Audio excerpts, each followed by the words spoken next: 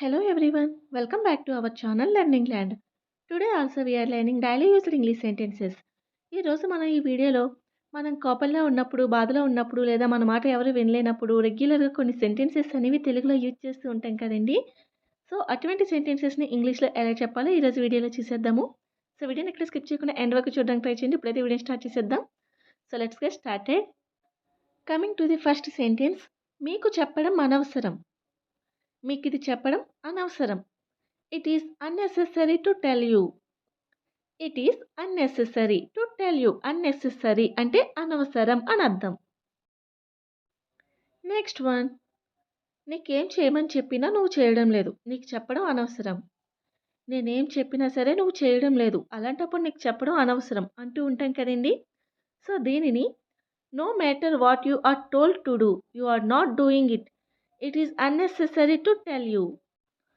No matter what you are told to do, నేనేం చెప్పినా లేదా నేనేం చేయమని చెప్పినా you are not doing it, నువ్వు అది చేయడం లేదు.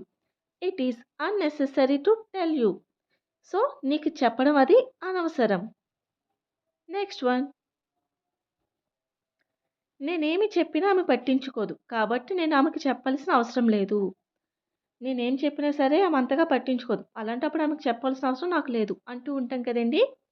సో దీనిని she doesn't care about anything I say, so I don't need to tell her. She doesn't care about anything I say అంటే నేనేం చెప్పినా సరే ఆమె పట్టించుకోదు. సో కాబట్టి I don't need to tell her, ఆమెకు చెప్పాల్సిన అవసరం లేదు.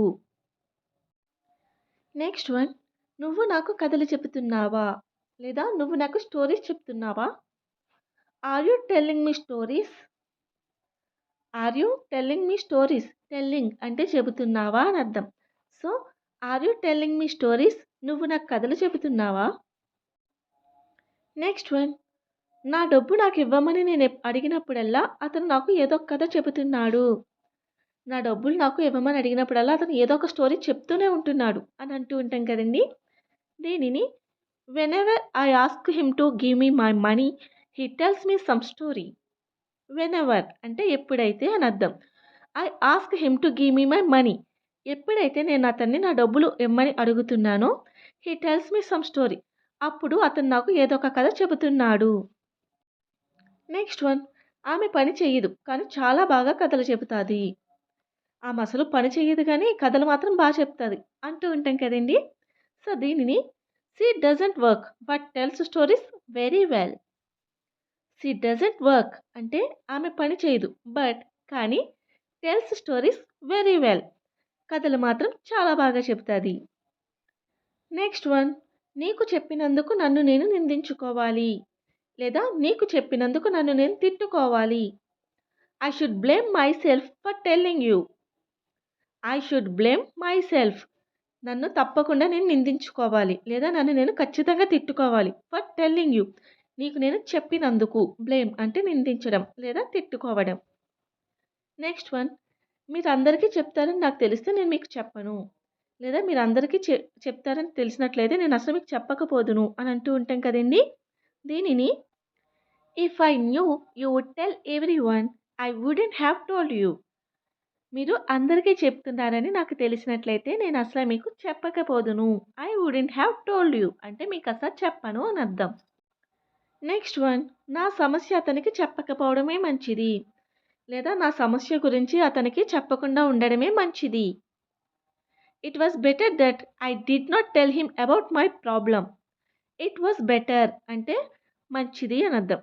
That I did not tell him about my problem, నా సమస్య గురించి అతనికి చెప్పకుండా ఉండడమే మంచిది లేదా చెప్పకపోవడమే మంచిది. నెక్స్ట్ వన్, నువ్వు చేయలేవని తెలిసినా నేను చెప్పాను లేదా నువ్వు చేయలేవని తెలిసినా సరే నేను చెప్పాను చూడు నన్ను నేను తిట్టుకోవాలి అనుకుంటూ ఉంటాం కదండి. సో దీనిని I told you even though I knew you couldn't do it.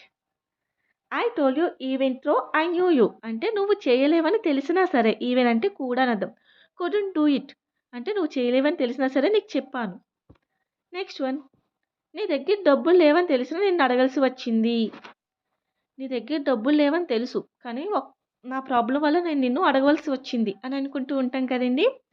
So దీనిని even though I know you don't have money I had to ask you.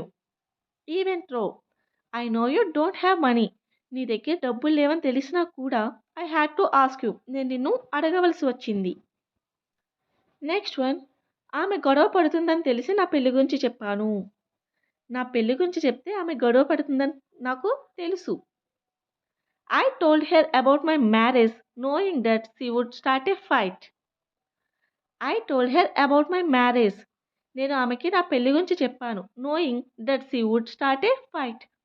ఆమె గొడవ పడుతుందని తెలిసే ఆమెకి నా పెళ్లి గురించి చెప్పాను. I told her about my marriage knowing that she would start a fight. So that's all and today. Thank you so much for watching. If you like my video, please do like and subscribe my channel. For more videos, click on the bell icon. Thank you so much. We will meet on next video. Until then, keep learning, keep practicing and keep smiling.